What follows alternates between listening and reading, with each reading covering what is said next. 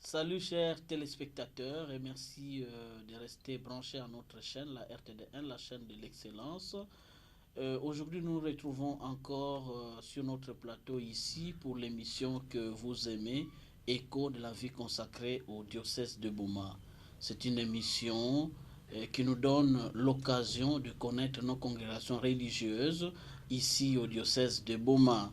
Voilà, aujourd'hui, j'ai invité pour vous quelqu'un que vous allez découvrir et ne soyez pas surpris de le voir tel qu'il est. C'est un fils du diocèse. Voilà, j'aimerais vous saluer tout de même. Bonjour, frère. Bonjour, monsieur l'abbé. Heureux de vous voir. Merci. Alors voilà, vous sentez vous-même la différence. Il s'agit bien du père Jean Peters, c'est ça? Oui. Jean Peters. Le père est aujourd'hui certainement chez lui, mais il nous dira où il est. Mais il n'est pas étranger au diocèse de Boma. Il a travaillé ici au diocèse de Boma, il nous dira tout ça, mais il a un message très important, c'est la raison pour laquelle je l'ai invité ici, parce qu'il faut qu'il nous dise un peu de quelle appartenance il est. Voilà, c'est pourquoi, et Père, bienvenue à notre émission. Merci. Voilà, Père, certainement que je ne vous ai pas épuisé en vous présentant. Vous allez vous représenter vous-même et nous dire où vous êtes aujourd'hui. Ok. Alors, aujourd'hui, aujourd'hui je suis à Boma, évidemment. Mais sinon, je suis venu revoir les amis d'ici et ça m'a fait vraiment plaisir. Mais sinon, actuellement, après avoir vécu 22 ans au diocèse de Boma, depuis 23, 24 ans, je suis maintenant à Bruxelles et je travaille là-bas dans le social comme prêtre, mais ouvrier, acteur social. Voilà. Oui, merci. Donc, ça signifie que vous avez travaillé ici au diocèse de Boma. Et oui, évidemment, à la chaîne de télévision RTD1, la radio-télé diocésaine Louisani, vous êtes passé pour un élément du journal et vous avez parlé Kikongo. Connaissez-vous bien le Kikongo? Ya Kikongo, moi, na kuzimba ya ngemezaba ya moto ngezabisa betu wa mutini ngemezabila ndinga ya Kikongo. Bamezabisa muti muke mwana boma. Kansi muke mwana boma ve kansi mulongaka ntango ina mukizaka 1968. Ya koma tama. Kansi na babilumbu ya ba grammaire ikeleve ki ma motivé kansi chance muvana kakuna na zulu na monsieur l'abbé. Na monsieur l'abbé Nzombo. Avec l'abbé Mouila. Betu vanaka, betu tatu. Bana classe, batu vanaka kuzana munu na kutala mu. Tu batete munu mukele, nge kele, nyandi kele. Alors mu vanaka kaye na kusoni kele. Ou bien kenan mwana, kenan satu tatanzam. En tout cas passe. Alors Père, nous parlerons de tout ça, mais nous aurions voulu que vous nous parliez de votre arrivée au Congo ici. Vous avez dit que vous êtes arrivé en 1968. Parlez-nous un peu de votre parcours ici ou votre séjour au Congo de 68 à une certaine date. Ok. Bon, c'est vieux, hein, mais 68, c'était après le Concile Vatican II. Oui. Et donc, pour moi, je trouvais que jeune européen, prêtre européen, je connais rien du tout. Et le mieux Ordonné était en quelle année? En 63. Donc, j'avais déjà 5 ans comme prêtre en Belgique, très branché sur Vatican II, Gaudium et Spes. Oui. Et alors, j'ai trouvé, moi, que le mieux, c'était de demander et même d'exiger de vivre avec des prêtres congolais. Que c'était le mieux pour être un peu à l'aise dans le pays. C'est comme ça que j'ai été nommé chez l'abbé Nzombo là-bas à Boma 2.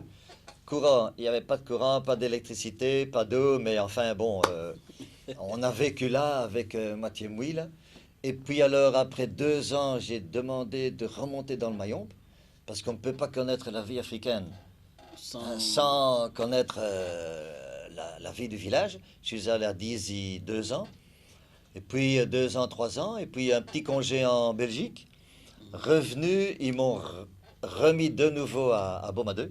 Là, c'était super avec l'abbé Mayaka, l'abbé Nkumbumeso.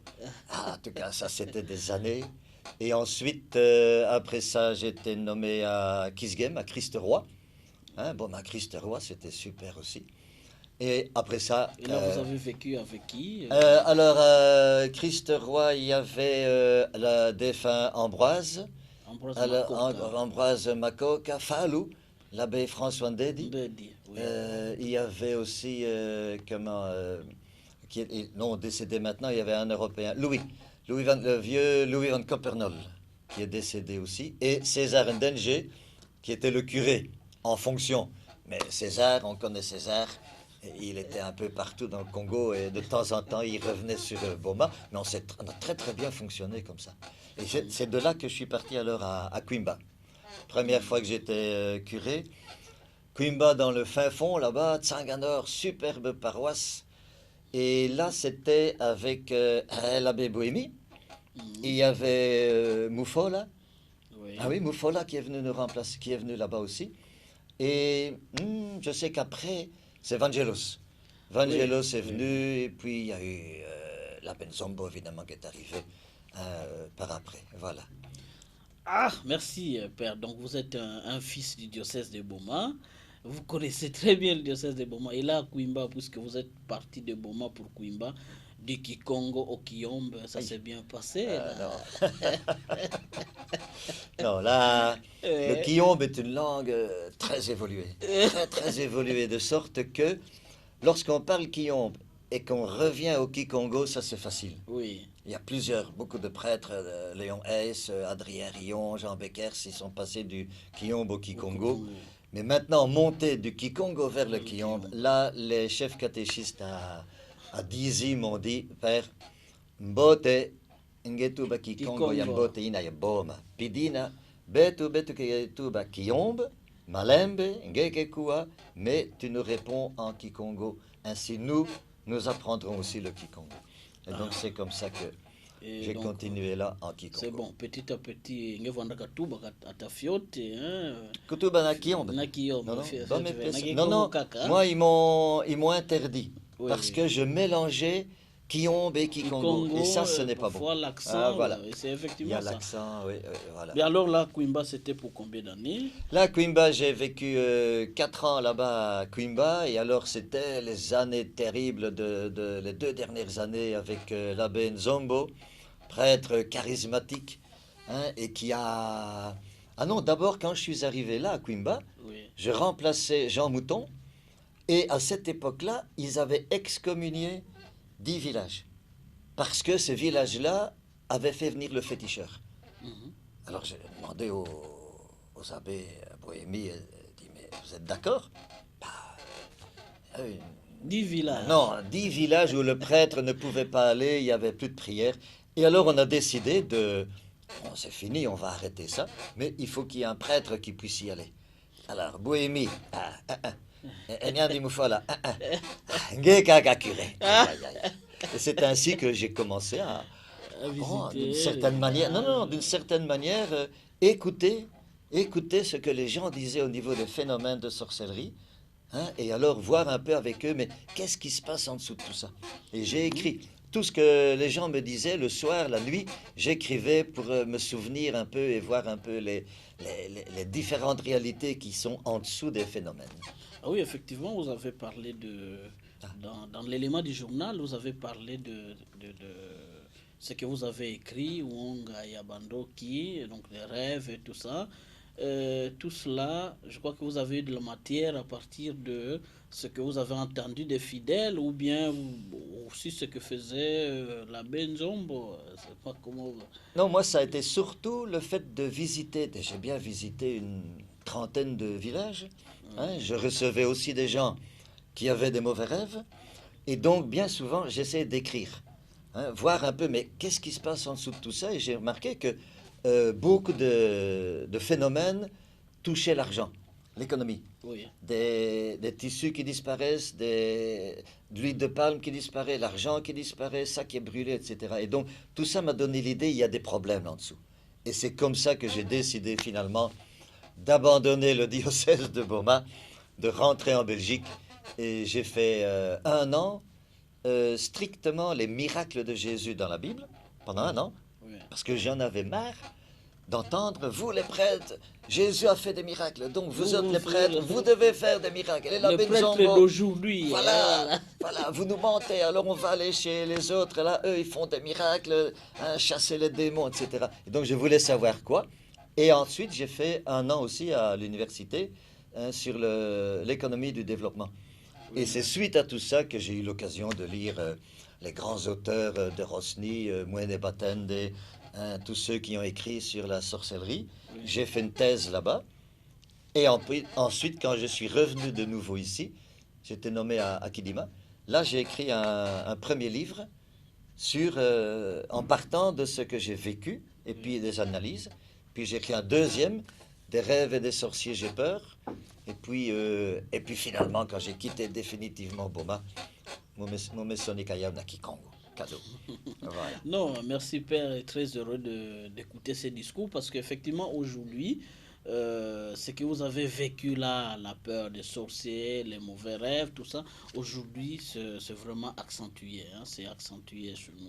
Mais je ne sais pas ce que vous pourrez dire par rapport à ça, comme leçon à nous qui sommes en train de suivre ces peuples qui croient effectivement aux mauvais rêves, aux sorciers, tout ça. Donc, tout dernièrement d'ailleurs, le grand séminaire à Benguidi avait organisé des journées d'ailleurs pour parler de ces phénomènes de sorcellerie. Bon, je ne sais pas ce que vous pouvez en dire. Hein. Est-ce que c'est un phénomène dont les causes sont les situations socio-économiques? Je ne sais pas, en tant qu'analyste, ce que vous pourrez en dire. Bon, moi, je dirais plusieurs choses. La première, c'est que c'est tout à fait normal que le peuple congolais et beaucoup de pays africains, vous soyez pris par ce problème-là. Il faut savoir que l'Europe, elle, pour se dégager de cette sorcellerie des Celtes et des Gaulois, il a fallu 2 siècles. Hein, il a fallu presque 2000 ans pour en sortir, pour arriver à la société moderne d'aujourd'hui, grâce à la science qui explique, etc. Mais pendant des siècles, notre société européenne, aussi bien latino-américaine, hein, était prise par ce phénomène-là. Donc, c'est tout à fait normal qu'il y ait des difficultés. Alors, 2, moi, ce qui m'a poussé, à écrire, c'est que, en fait, on peut, en retrouvant le fonctionnement de la sorcellerie, du kindokisme traditionnel, donc avant l'arrivée des Européens, il n'y avait pas de... La société était bien hiérarchisée, il y avait les chefs, hein, et puis ici au Mayombe, il y avait tout à fait dans le fond les Bavika, les Vambatapidi, voilà, bon, les Baboum aussi. Hein. Voilà, et donc la société était bien réglée. Quand on va à la chasse, il faut rapporter au chef. Hein, quand quelqu'un... Bon, voilà. Et donc, il y avait une réelle société et ça fonctionnait bien sans soldats. Sans soldats, sans policiers, sans cachot, sans prison. Ça fonctionnait. C'était la Kindoki. C'était la Kindoki qui est une invention, un imaginaire collectif inconscient qui fait que la société fonctionnait bien. Il n'y avait pas de vol, il n'y avait pas de voleurs, il n'y avait pas de viol. Les mariages étaient réglés. Quand quelqu'un décède, hein, tout est réglé pour la succession. Et ça, grâce à la Kindoki. Mais, malheureusement, et ça, Kindoki, c'est une construction mentale collective, mais qui imprègne l'homme jusqu'au fond de son estomac. Et malheureusement, mais quand les Blancs sont venus, la société a été totalement bouleversée. Les pauvres sont devenus riches. Bien souvent, c'était les enfants des esclaves, les enfants sans nom, sans droit, qui sont devenus commerçants, qui sont devenus intellectuels, qui ont collaboré avec les Blancs. Et à cause de ça, la sorcellerie, évidemment, s'est remise en route. Et c'est ainsi qu'on a eu un tas d'histoires. Ça, c'est 2. Alors, troisièmement, aujourd'hui, c'est une exploitation scandaleuse. Ce que je viens d'apprendre...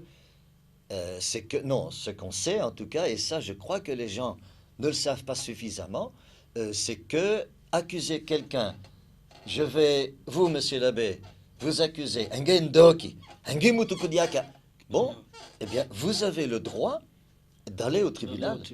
Et la personne qui vous a insulté risque la prison. Hein, ça, c'est quelque chose qu'on ne... Jamais, en tout cas, moi... Nous, on l'a fait une fois à Kanzi. Oui. Hein, et alors, la nouvelle loi, c'est M. l'abbé Didier, le juriste, qui m'a parlé de ça, que les enfants... Donc, si on surprend une famille de dire Mwanayai, ah Mwanayai, Yandikendogi, Mwanabuloji, eh bien, n'importe qui peut aller accuser le papa ou la maman. Tandis que si maintenant c'est un adulte, il n'y a que l'adulte qui peut se défendre. Mais si c'est un enfant, n'importe qui dans le quartier peut dénoncer en disant voilà, cet homme-là a accusé cet enfant d'être oui, parce qu'on et ça passe au on tribunal. retrouve aujourd'hui beaucoup d'enfants dans Voilà. la rue. Hein, Voilà. dans la rue Or, la que... loi les protège. Oui. La loi les protège, mais elle n'est pas suffisamment connue. Et là, vraiment, au diocèse de Boma, je trouve très très bien d'avoir des gens qui sont comme juristes, hein, oui. Comme M. l'abbé Didier, parce que les lois, c'est ça qui peut sauver et qui peut nous sauver en partie, en tout cas, de toutes ces accusations de sorcellerie. Alors, voilà. Merci Père de parler de ces phénomènes qu'on a appelé ici un phénomène sociétal. Ah oui. Effectivement, c'est un phénomène qui ronge un peu la société congolaise aujourd'hui. Donc vous retrouverez beaucoup d'enfants de la rue, beaucoup de gens rejetés de leur famille parce que accusés de sorcellerie. Alors Père, et là en Belgique, quelle charge pastorale vous avez Alors quand je suis arrivé en Belgique, j'étais dans une petite communauté scotiste.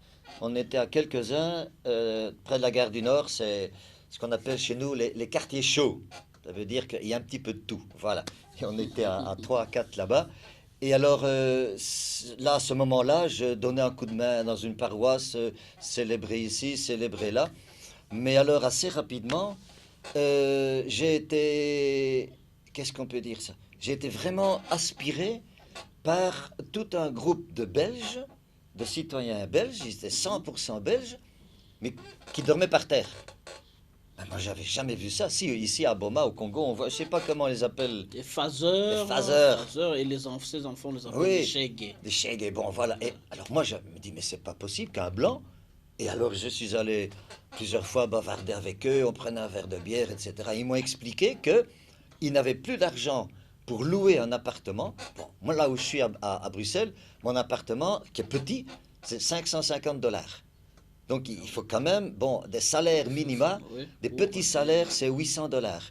Alors, certains n'ont que $800, $900, et donc ils ne savaient plus payer leur logement suite à telle et telle difficulté. Mais si vous n'avez plus de logement en Belgique, vous n'avez plus de carte d'identité.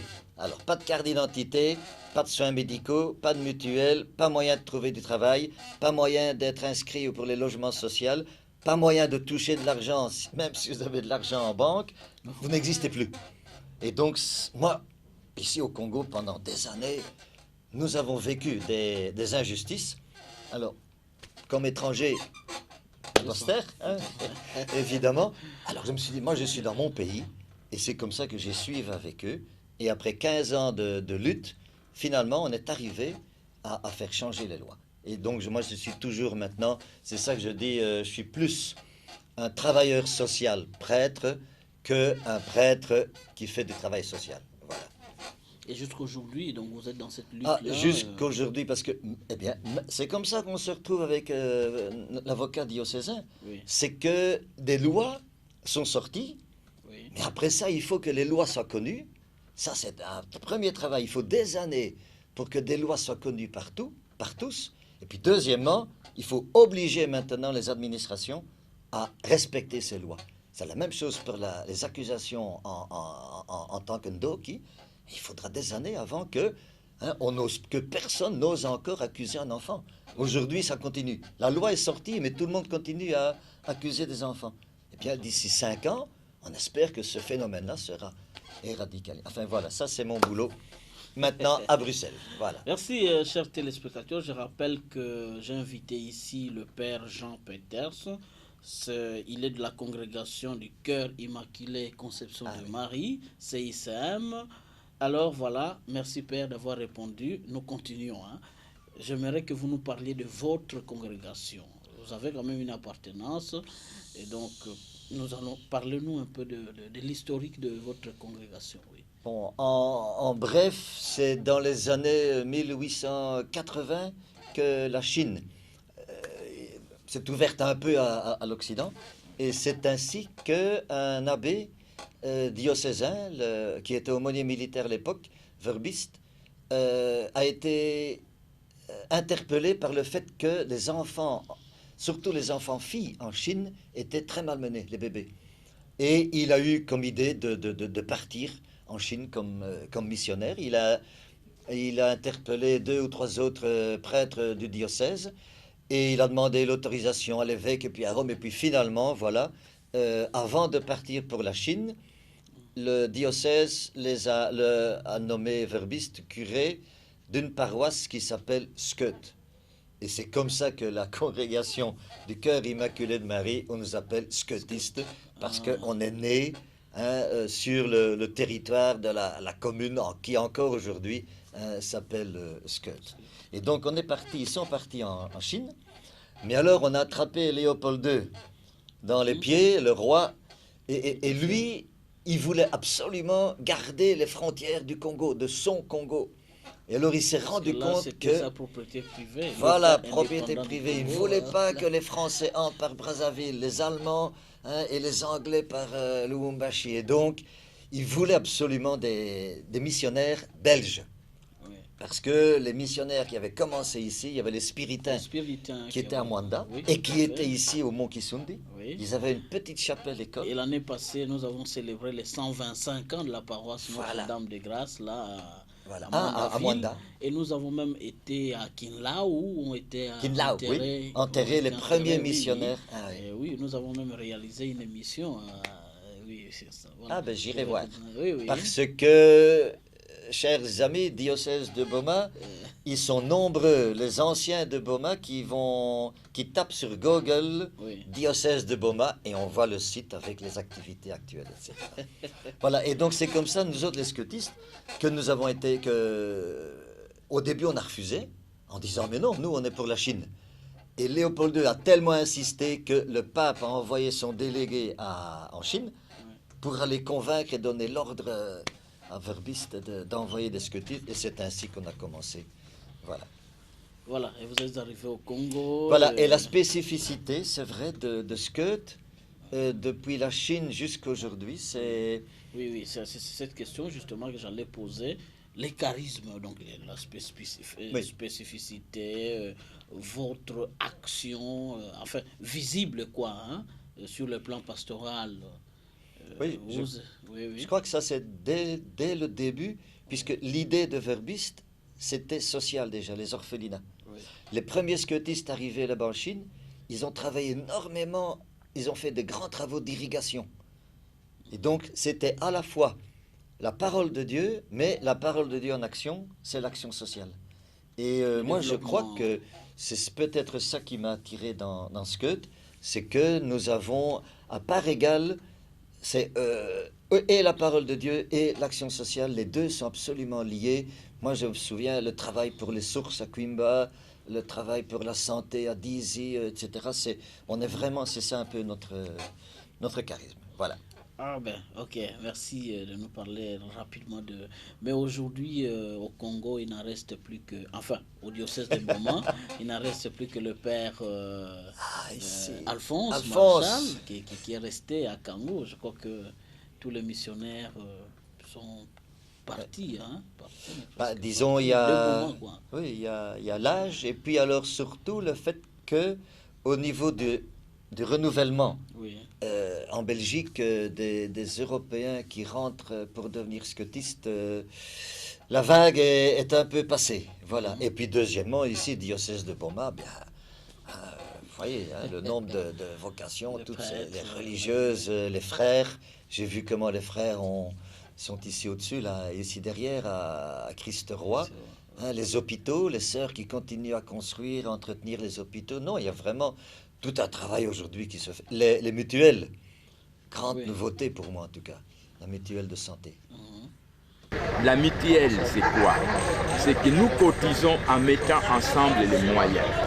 Et ces moyens vont permettre collectivement à nous aider quand on est malade.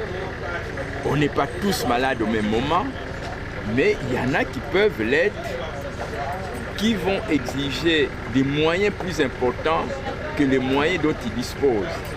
La solidarité fera que les moyens qui ont été mis ensemble peuvent servir à soigner ceux qui sont plus malades et ceux qui le sont moins, leurs moyens vont aider les autres. Donc, que vous, mes frères, dans le sacerdoce, prêtres, que vous, mes frères et sœurs, dans la vie consacrée, religieux et religieuse, que vous, mes frères et sœurs, dans la vie de chrétiens, eh bien, mettons-nous ensemble, solidarisons-nous pour lutter contre la maladie en mettant ensemble nos possibilités à travers le mouvement. Voilà, merci Père d'avoir répondu à cette invitation. Nous allons bientôt terminer, chers téléspectateurs, notre émission, mais nous ne pouvons pas la terminer sans écouter les derniers mots du Père Jean Peters. Un dernier mot, Père. Alors, Mono, je dirais... Naki Congo. Naki Congo. Bimvu kaya vanakaya tama tama bubuya imekuma CV. Ah oui, Bimvu Kamekuma CV, donc voilà. La communauté Alors, vivante. Moi, je donne vraiment tout mon appui, tout mon courage et toutes les bénédictions qu'on peut pour que les CEV reprennent vraiment et gardent vraiment de la force, pas seulement dans la prière, mais aussi dans l'action sociale, surtout vis-à-vis des Bantoki. Battez-vous pour faire sauter ça. Merci Père, nous sommes très heureux de vous avoir accueillis dans notre plateau ici. Nous sommes, chers téléspectateurs, à la fin de notre émission. Merci de nous avoir suivis, mais je crois que vous avez quand même à saluer certaines personnes que vous connaissez encore ici. Hein. Je ne vais pas faire de jaloux. Hein. Bon, c'est sûr, hier soir, j'étais chez Tata Dinalo. On a été chez qui et chez Mondabi, évidemment. Puis, Korolo, oui, enfin bon, voilà, il y a beaucoup de monde. Merci donc, nous sommes à la fin de notre émission. Merci de nous avoir suivis. C'était là l'écho de la vie consacrée au diocèse de Boma, une émission qui nous parle de congrégation et de toutes les formes de vie religieuse ici au diocèse de Boma. Merci donc de nous avoir suivis. Nous vous fixons rendez-vous pour la chaîne. À plus. Merci, Monsieur l'abbé, de m'avoir reçu et de nous avoir accueillis. Merci et au revoir.